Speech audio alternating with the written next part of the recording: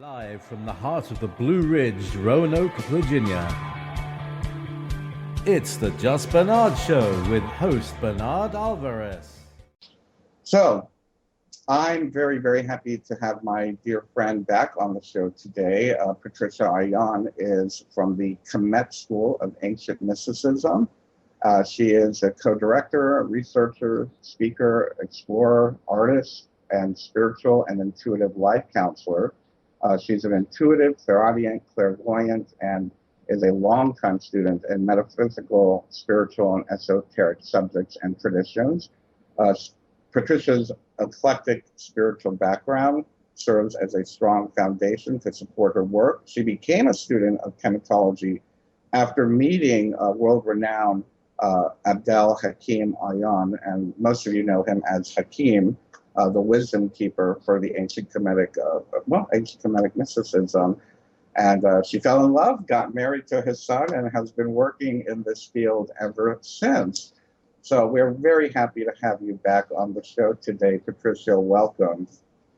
Thanks, Bernard. It's always a pleasure to be here.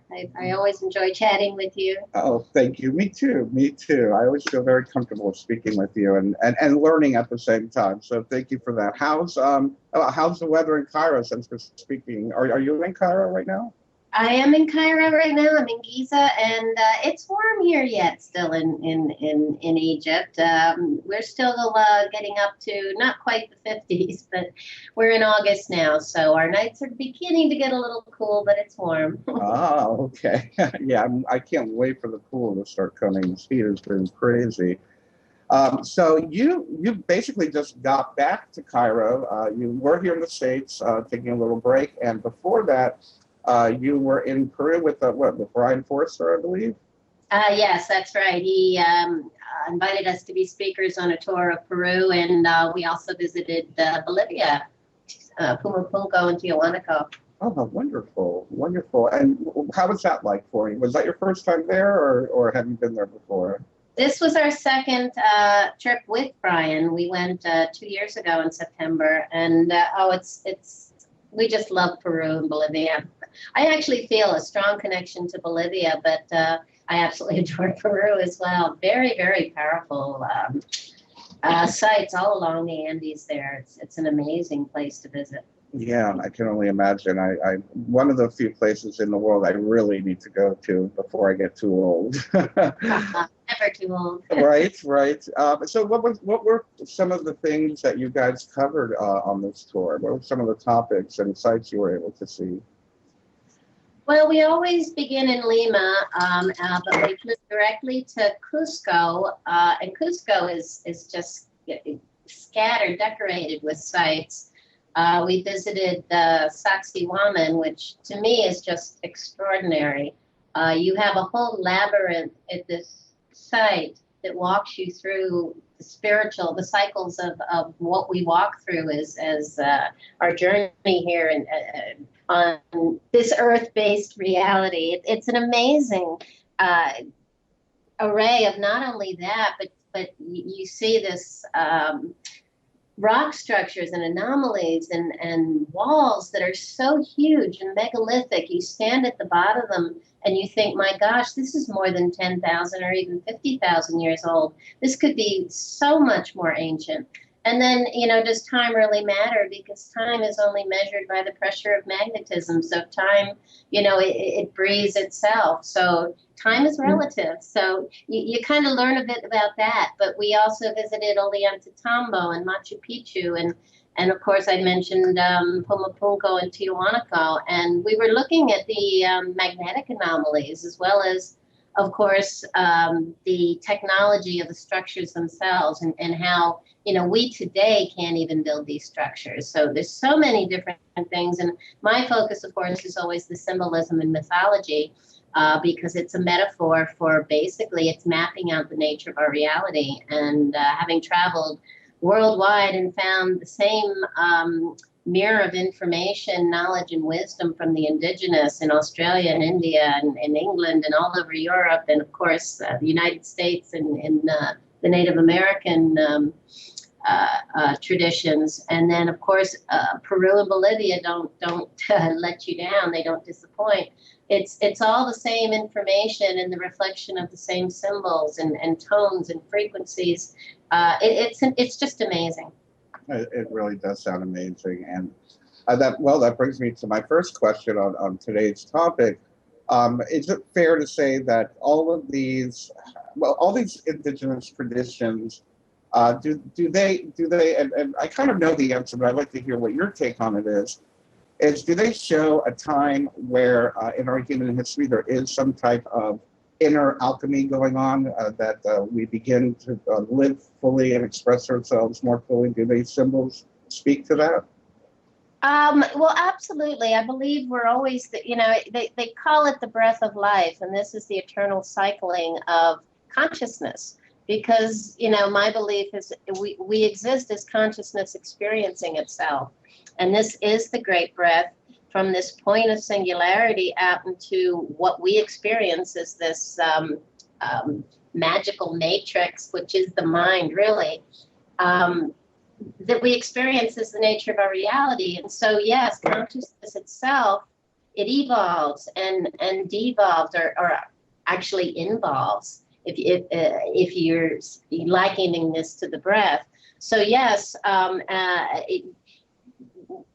time, as we move through these cycles, we do move into what they call the dark ages. I call this more the night cycle. This is a time of challenge and nurturing. It's like a seed being planted in the earth.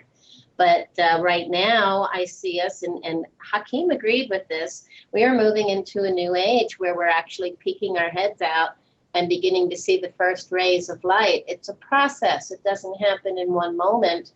But yes, I do believe that consciousness does, our awareness right now is rising, and we're beginning to understand the nature of energy, and that we do live in an electric universe sparked by magnetic wave patterns. And this is what really defines time and space itself. Yeah, beautiful. And with that being said, speaking of energy, is it fair to say, and we hear about it, we hear about it through channelers and people who have had contact with extraterrestrials and whatnot, and downloaded information, I call them downloads, that we get, that the universe is at play right now in aiding us, whether, I guess we could call it through magnetism or through magnetic energy, to allow us to evolve our consciousness, maybe help elevate our consciousness and change our DNA. What's your take on all of that? Well, I think, it's funny. It's an interaction between us and this matrix, which is the mind. We talk about seen and unseen worlds. And the unseen world is the magnetic life force. This is what is like driving us. It's like the blood spark in our veins. It's the life force of the body. And that includes the earth itself. And the earth has these meridians, these magnetic meridians, that is this energy, and it's pulsing and it's breathing. And yet consciousness, as it evolves, as it begins to understand what it is it's experiencing, it changes the game. This is an illusion. In India, they call it Maya, which is the word for water in Egypt. It's all the same thing. What we experience isn't real, and we interpret it through these senses that are so easily programmed.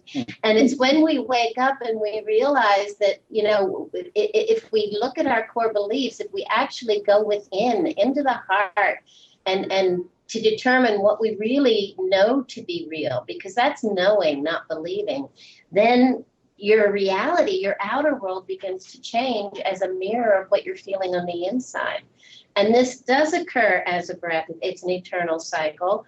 But I don't believe, we talk about years and great years, and this is the patterning, because we have to look at patterns to understand.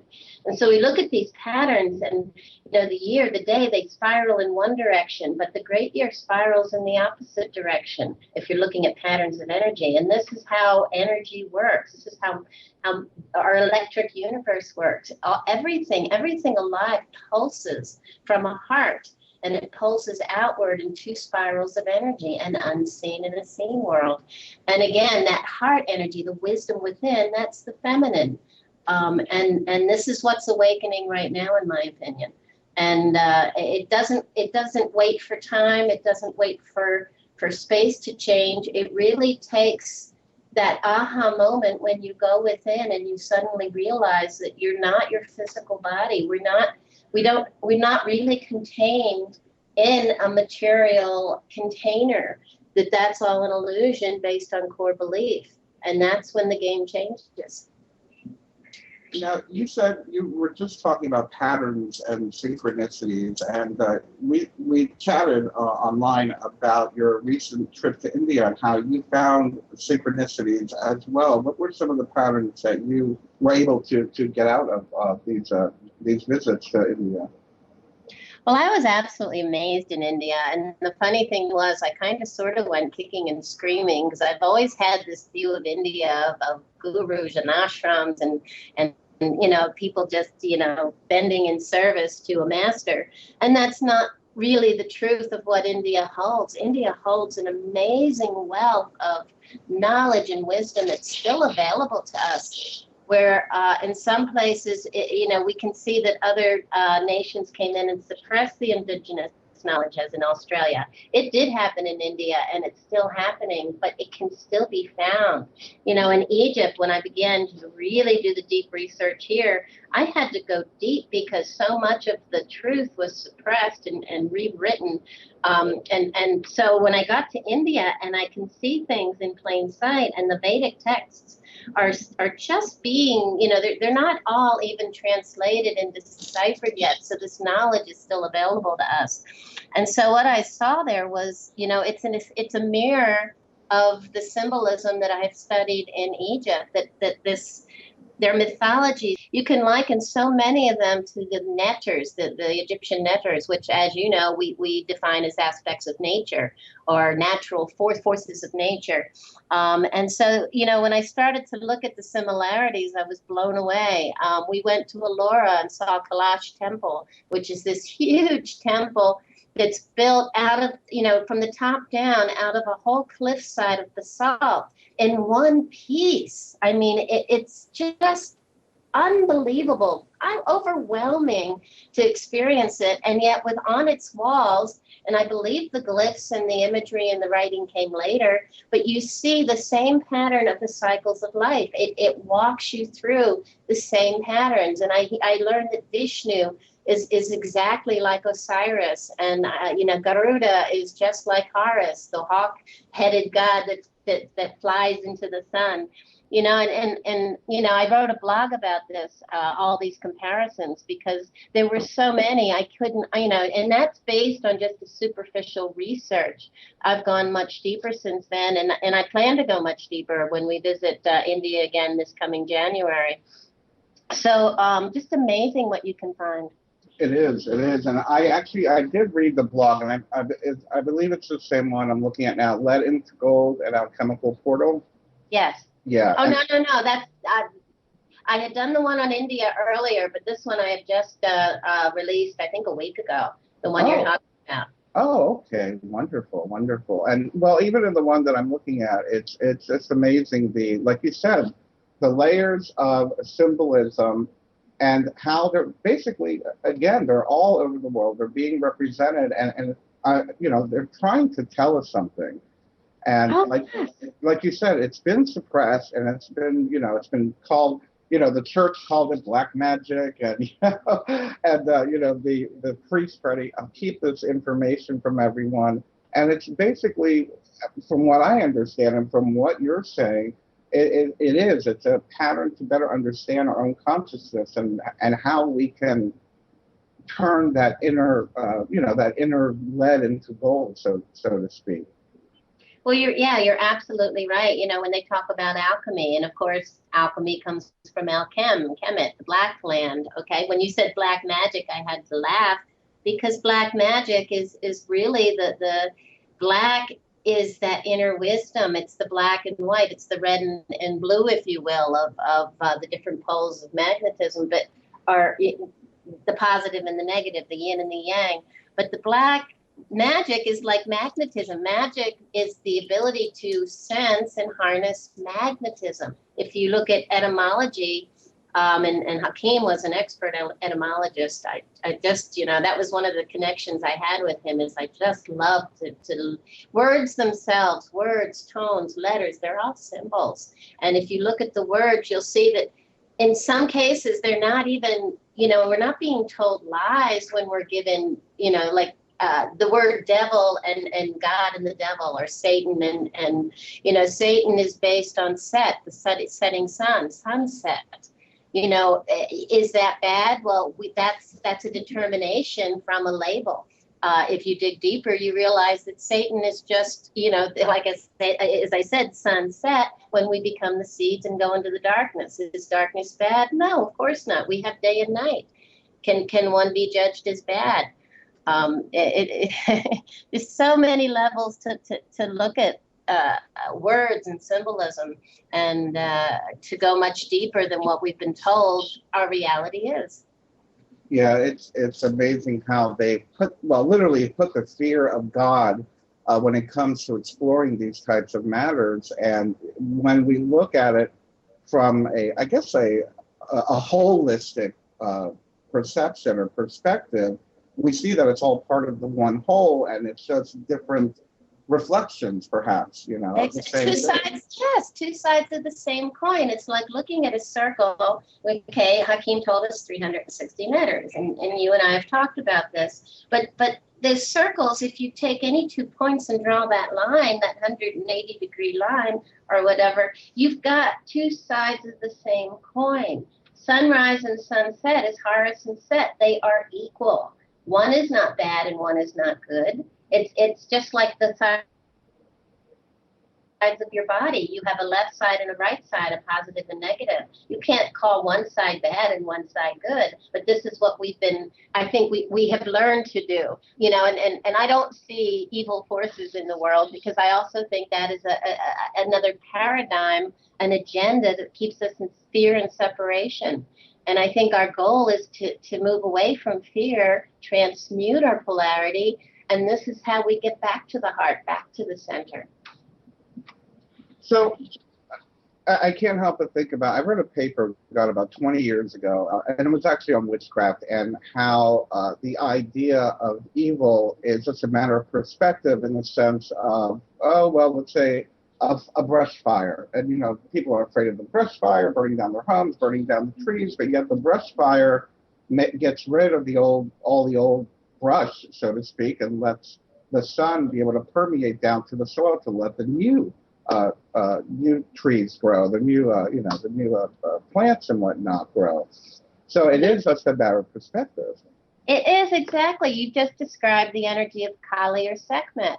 This is the fierce rays of the sun that scorch the earth and cause the volcanoes and the earthquakes, which is the cleansing, that great cleansing to end a cycle, break the patterns of an old cycle that's no longer serving and begin a new one, the healing. And this is when Sekhmet meets Ptah, and they have Nefertum, who represents, he's the lotus, he's the healing, he is the new sun, S-O-N-S-U-N.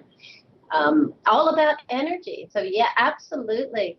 Even everything is electric, as I said, and we have the sine wave. Well, the sine wave is the cosmic serpent worldwide. Everything is this waveform, and it's only changes based on magnetic pulse. And that sine wave is your sin wave. It pulses, it goes up and it goes down, and there is your kingdom of heaven and your kingdom of hell. They're basically, heaven is even, and hell is L, electricity. It's odd. It's even and odd. And this is what these words, even in our Bible, are referring to. Sin is basically lack of the knowledge of good and evil. Lack of knowledge. I like that definition. I've heard so many people come up with different definitions of sin, and I mean, for me, I've defined sin as going against one's higher self or inner knowing, that where we're connected with our higher self, or with God, Goddess, whatever we want to call it, And when we go against that, which we know better could be sin, but as well, the way that you represented it, that adds to what I said. It's not knowing that you're connected. It's lack of knowledge. That's what it is. Lack of inner wisdom to know. And knowing is gnosis. This is what we all strive for, and the gnosis is within. Yes, yes. Now, Patricia, we're going to be coming up on a commercial break in just about a half a minute. Where can people find out more about your work? Is the main website, Khemitology.com? That's correct. www.khemitology.com. And we also have a really active Facebook group with more than 21,000 members on Facebook, which is, you can find us by looking for the Khemet School of Ancient Mysticism. Yes, and I love that Facebook page. It's one of the few I actually ask for notifications. Thank you. We appreciate it. I love it. I love it. And I see that Brian's always posting on there as well, Brian Forster, on all his wonderful latest findings. Yeah. Wow, he never stops. Tireless. Oh, man, he never stops working. Anyway, we'll be right back. And now, back to your host, Bernard Alvarez.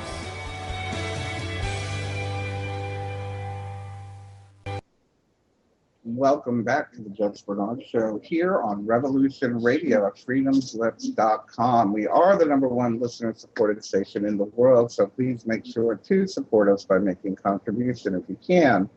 Also, I just want to invite everybody and let you all know that on October 1st, I'm going to be presenting a mini conference, we'll call it, called the Luminary Ladies of the Blue Ridge. And these are the region's leaders in consciousness and metaphysical topics. I have Tracy Lockwood, who is a medium. She's actually the host of the show coming on next.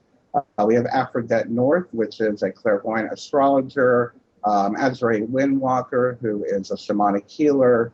And of course, Beverly Johnson, the Crystal Crone. And we will all be doing presentations, including myself.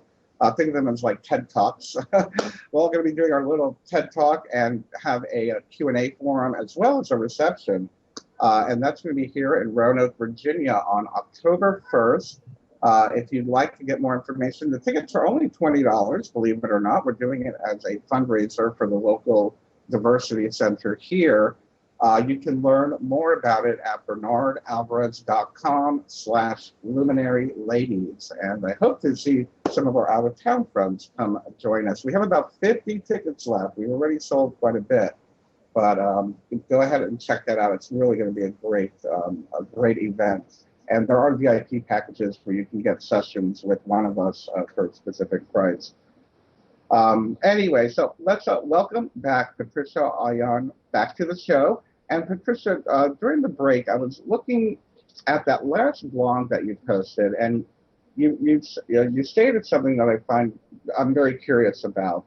That in order for us to I guess move into that new age of thinking or whatnot, we need to flip our magnetic perspective and look to the south to find our treasure. That south is up according to ancient Egyptians. Can you expand on that a little bit more than that's there? Absolutely. Well, what I'm talking about is basically our northern and southern hemisphere polarity, basically. And right now, when we talk about precession, when we talk about the stars, when we talk about our even our zodiac signs, we look at everything from a northern, even in defining time, and how we define our time, our years, is all defined from a northern hemisphere perspective. And this perspective is related to this masculine warrior type energy that we're cycling through right now, basically. And this warrior energy, this masculine energy, has suppressed the female. Moving to Egypt, I really got a chance to experience this firsthand. women are just not considered equal to men in so many parts of the world today.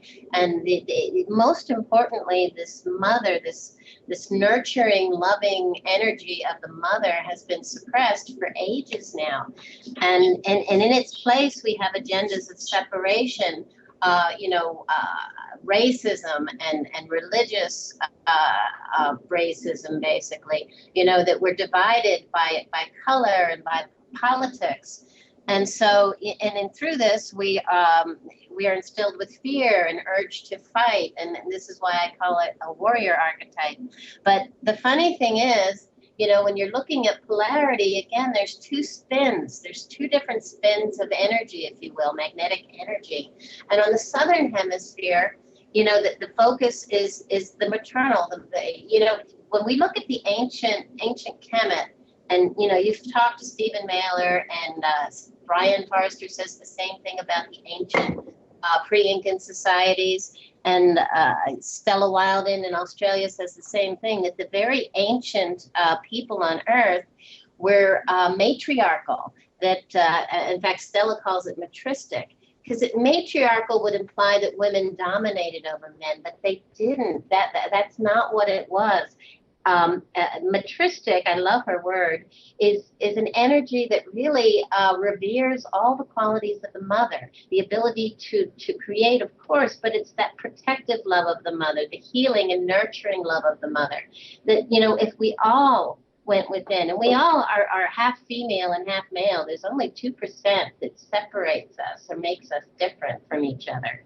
And if, everyone on the planet were to go within and focus on these, maternal qualities, it would be a totally different place. And in my opinion, we're looking at, flipping that perspective.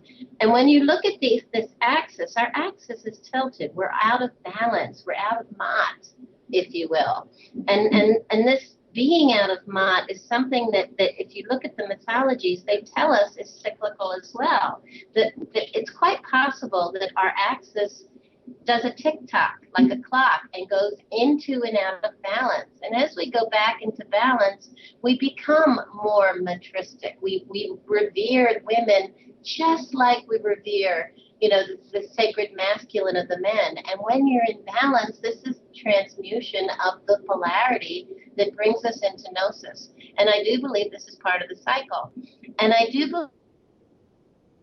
believe that if we were to focus more on these qualities, everyone as scientists are telling us that we are due for a magnetic pole flip. So consider, if we were to look south at this moment, see, looking north right now, we're moving into the age of Aquarius, if we're talking about the precession of ages. And I think almost everyone's familiar with this. Yeah. However, if we were to look from the southern hemisphere perspective at the South Pole, we'd actually be entering the age of Leo. And Leo is the lion. Leo is the time. This is the gold. Leo is ruled by the sun. Again, this reality has a fractal holographic message. And so when you look at how these planets roll, the elements, even the minerals, it's all alchemically related to our journey through the cycles. Aquarius is ruled by Saturn, and Saturn rules lead. So here we have this phrase that everyone, again, that has looked at alchemy understands is that turning lead into gold. Do they mean actually turning the physical lead into the physical gold, or are we talking about this alchemical journey that we're taking? And does this mean that it's quite possible that right now is a portal, because we are at that bottom part of the cycle? We've hit the nadir, we're at the bottom. Is it possible to take this energy and flip it so that we are now, we become gold basically, and are able to return to center fully balanced again? I say yes. I say yes too. And why not? I love that word matristic. I've been using the word matrifocal versus matriarchal. Yeah, I like that too. It's like focusing and having reverence for the feminine. But I also agree that we are seeing, for lack of a better term, the divine feminine making its presence known in our consciousness. And, we're seeing like the quote unquote rise of the goddess spirituality coming back around, probably since the 60s, at least in mainstream. And, perhaps it is fair to say that, having that balance of divine feminine and divine masculine is definitely a key to that inner alchemy of transformation that you're talking about. Well, they show this there's a symbol called the Khemitology in Egypt, and Hakim would liken it to the lungs, the breath of life. There you go, ruled by Gemini, and the heart, and the heart and this breath of the lungs breathes out, and through resonance comes into balance. And if you look at that blog, I've also shown a picture of an image that you find at Kamumbo, a temple of Sobek and Horus at Kamumbo. And that image has the bull and of Taurus, and it has the lion, the winged lions of Leo, and it has Aquarius. The image has been destroyed and damaged in some way. And it also has the eagle or hawk that represents the age of Scorpio. These are known to be the four horsemen or the four evangelists, Matthew, Mark, Luke, and John. These are the four, basically your four cardinal directions. This is, the center, breathing out into the four seasons of life. And so if you look at this, you're looking at the same breath. It's shaped like the Khemitology. And what's funny is under many of these Khemitology images, you see prisoners held hostage. And I would call that symbolic of being held hostage in the physical container or the physical matrix, being held hostage by the mind because you haven't been able to listen to the heart or discern through the heart. But through resonating the polarity, again, of the cycles or of your own polarity within, at the top of that image, you see Mott in all her glory with her wings out, and she represents this balance, this coming into unified consciousness where we do find gnosis or knowing, this inner knowing. So it's beautiful symbolism. And again, I find it all over the world. It's not just in Egypt. I saw it in Peru, and I saw it in Bolivia. I saw it in Australia and India, and as I said, everywhere. It's the same symbolism. I can't help but think or feel or actually feel sad that, this knowledge it seemed to have been global as far as being represented at all these sacred places that you're talking about. And one, I have to ask, where does this knowledge come from? And, two, what happened to us? How did we lose all this wonderful wisdom and use it now as a tourist site, Well, I kind of liken this also to going through the cycles. It's actually by just the nature of cycling, we move into separation. That breath keeps moving out into the many separated aspects of self, consciousness experiencing itself. And through this separation, we do lose touch with our hearts, and we lose that wisdom. It's just by design, I think, and this is our challenge, because that breath can take, 24 million, years. It can take 360, whatever people want to say. You have to go through a whole procession. I don't think so. I think this is all an illusion, and time is relative. And you can make that change. You can find that balance in every breath that we take.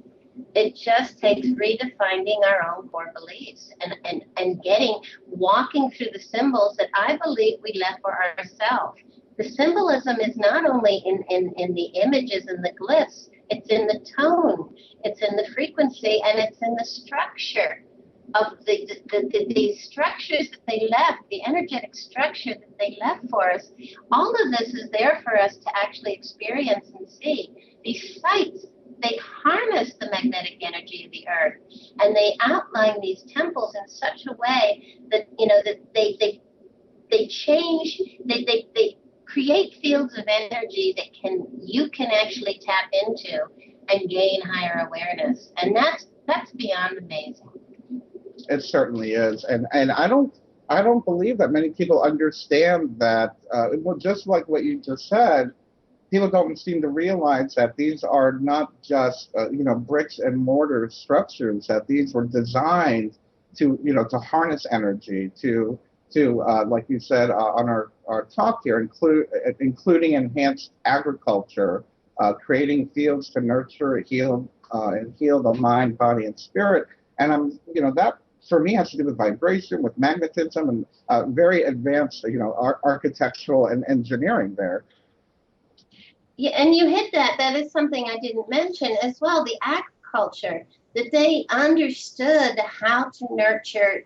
We are seeds of consciousness, but they likened the seed itself, the seed that we plant, and it grows into the plant, and it roots into the ground. This is the tree of life, if you will. But they also understood that this plant that gives fruit, and we eat it, this fruit, this fruit of the plant goes into our bodies, and it breaks down and becomes the energy or the life force within that feeds us. And this is part of that same ongoing life cycle. And they were able to enhance this production in ways that we, in my opinion, are destroying our agriculture and the food, and we certainly don't have enough to feed the multitude of people and the population growing. They did. They knew to plant in areas where you had paramagnetic soil, meaning there were minerals within the soil that actually attracted, the nutrients and the lightning and the things that the plant needs, that nurtures it. And they also created fields, I believe, through sound and running water.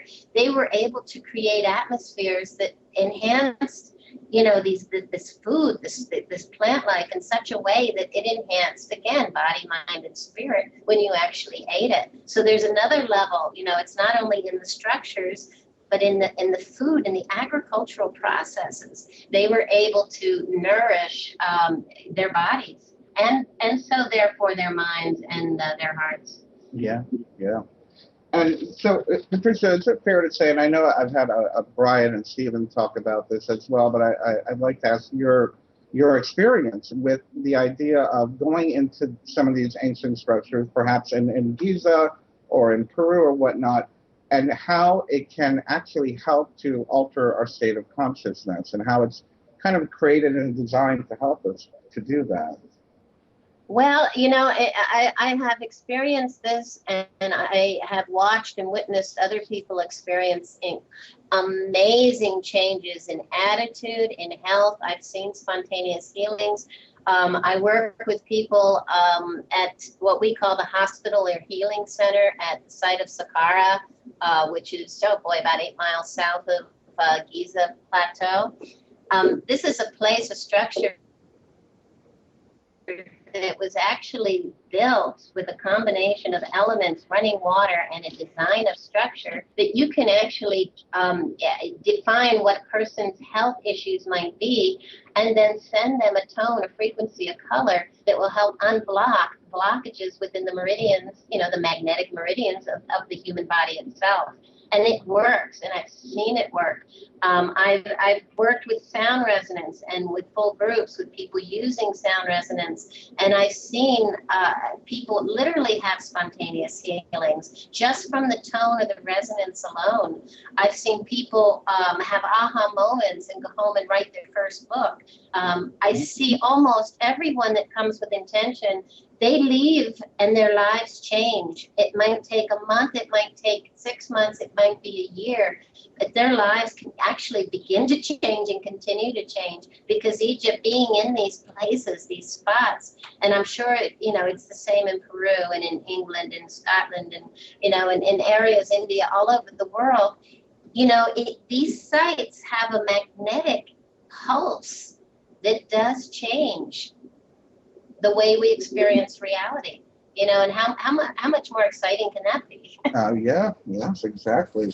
And I guess it's fair to say that these magnetic energies or whatnot are transformative. Or again, going back to magnetic alchemy, it helps us to, going back to the term, turning lead into gold within us. And it's amazing for me how the idea of inner alchemical changes is not a topic that's spoken of so mainstream. Unfortunately, it's kept in the alternative and shows like this and the work that you do, but how important that really is to not only our mental health, our physical health, but to the transformation of our consciousness, which leads to the transformation of the world itself.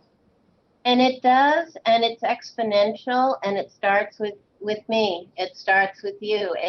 You know, I don't think everybody has to grasp it at once, but I believe, you know, I've watched people changing all over the planet. I've met people everywhere that are waking up and asking questions and just getting it, suddenly getting it.